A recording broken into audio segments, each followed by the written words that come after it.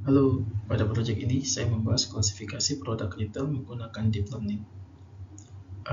Saya bernama Agus Selamat Fadila dengan NIM 14240002. Proyek ini adalah proyek 2 dari mata kuliah Business Intelligence yang diampu oleh Profilman FPDD.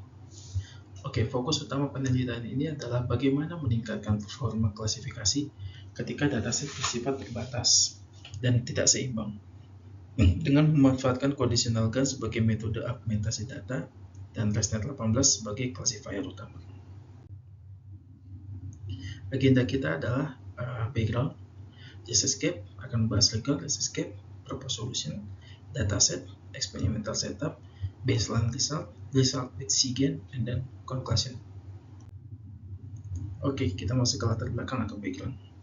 Klasifikasi produk retail memiliki peran yang sangat penting dalam berbagai aplikasi modern, seperti manajemen inventory, analisis penjualan, hingga sistem kasir pintar atau smart cashier. Namun, pada implementasinya, kita sering menghadapi kendala pada ketersediaan data. Data produk retail umumnya terbatas dan distribusi jumlah data antar kelas tidak seimbang. Akibatnya, model deep learning yang dilatih pada kondisi ini cenderung bias terhadap kelas mayoritas dan kurang mampu mengenali produk-produk yang jarang muncul. Masalah ini menjadi tantangan utama karena berdampak langsung pada akurasi dan keandalan sistem klasifikasi di dunia nyata atau real world case. Lalu kita beralih ke ResearchGap. Kenapa kita membutuhkan research ini? Pada praktik umum, augmentasi data sering dilakukan menggunakan teknik tradisional seperti flip, gambar di flip atau di rotasi atau di scaling. Namun, metode ini sebenarnya hanya memodifikasi citra yang sama tanpa menambah variasi semantik baru. Seperti yang terlihat pada contoh di samping kanan ini, ada sampel tradisional augmentation. Ini adalah contoh hanya gambar air mineral atau aqua yang kita coba flip dari kiri ke kanan. Selain itu, oversampling sederhana dengan menduplikasi data berisiko menyebabkan overfitting karena model belajar dari pola visual yang sama secara berulang. Akibatnya, meskipun jumlah data meningkat, kemampuan generalisasi model terhadap kondisi nyata tetap terbatas. Oleh karena itu, dibutuhkan pendekatan augmentasi yang mampu menghasilkan data baru yang lebih realistis dan beragam secara visual, seperti contoh pada sample GAN based augmentation. Kita lihat di sebelah kiri gambarnya. Gambarnya dilihat di dalam toko, lalu dirubah. Kita coba augmentasi menggunakan simple GAN based. Kita rubah menggunakan background yang ada di jalanan. Jadi ditransform datanya menggunakan data baru. Proposed solution.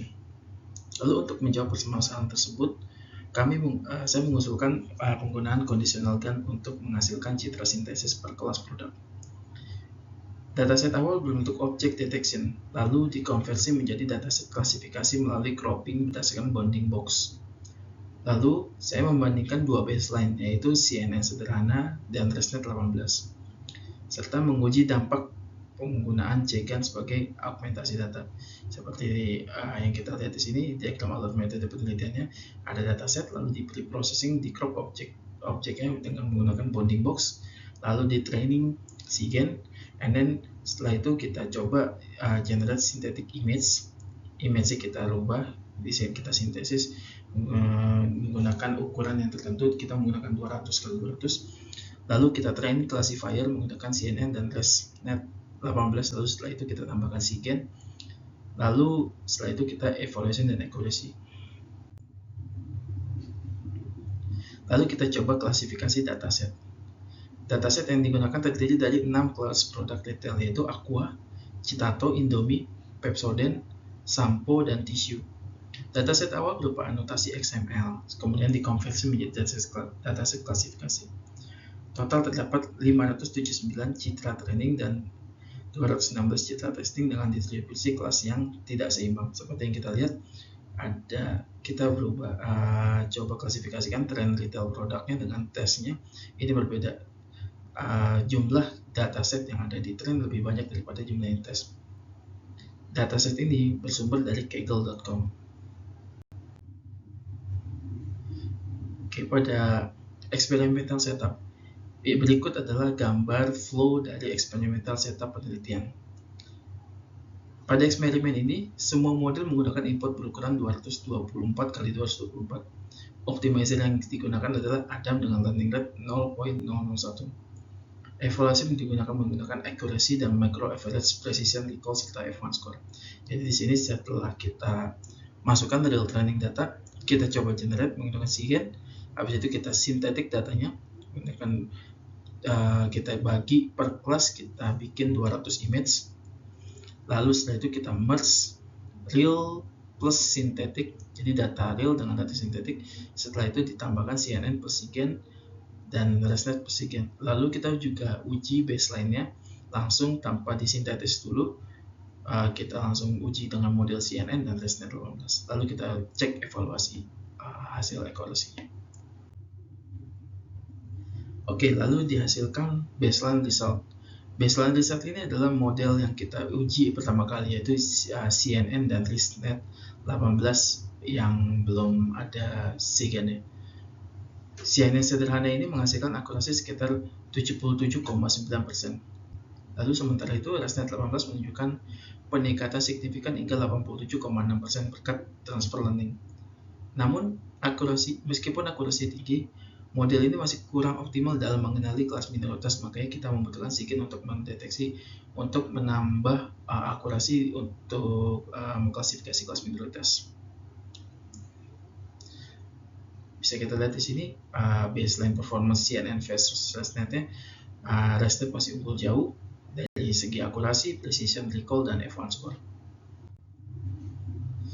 Lalu setelah ditambahkan data sintesis hasil SIGINT, performa kedua model ini dari CNN dan ResNet plus SIGINT meningkat secara signifikan.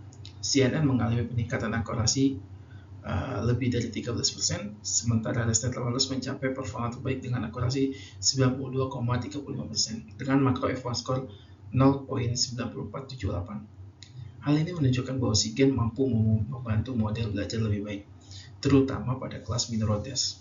Grafik ini menunjukkan perbandingan performa antara 4 model, yaitu CNN dan ResNet 18, baik tanpa augmentasi maupun dengan augmentasi berbasis conditional gain. Dapat dilihat di sini bahwa ResNet 18 secara konsisten menghasilkan performa yang lebih baik dibandingkan CNN pada kondisi baseline. Namun, setelah ditambahkan data sintesis, hasil SIGINT performa kedua model meningkat secara signifikan pada seluruh metrik evaluasi, termasuk akurasi, presisi, recall, dan makro F1 score. Peningkatan yang paling menonjol terlihat pada makro F1 score, yang menunjukkan bahwa model ini menjadi lebih seimbang dalam mengenali seluruh kelas, termasuk kelas minoritas. Hasil ini mengindikasikan bahwa augmentasi berbasis SIGINT efektif dalam mengatasi permasalahan ketidakseimbangan data pada klasifikasi produk retail.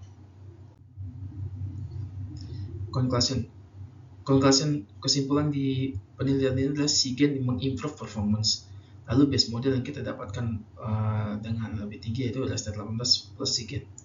Berdasarkan eksperimen yang dilakukan, dapat disimpulkan bahwa augmentasi berbasis SIGINT efektif untuk meningkatkan performa klasifikasi produk retail. ResNet 18 dengan SIGINT menghasilkan performa terbaik dan direkomendasikan sebagai solusi utama. Penelitian ini menunjukkan bahwa kombinasi model generatif dan diskriminatif sangat menjanjikan untuk dataset yang terbatas dan tidak seimbang. Terima kasih. Kurang lebihnya saya mohon maaf. Wassalamualaikum warahmatullahi wabarakatuh.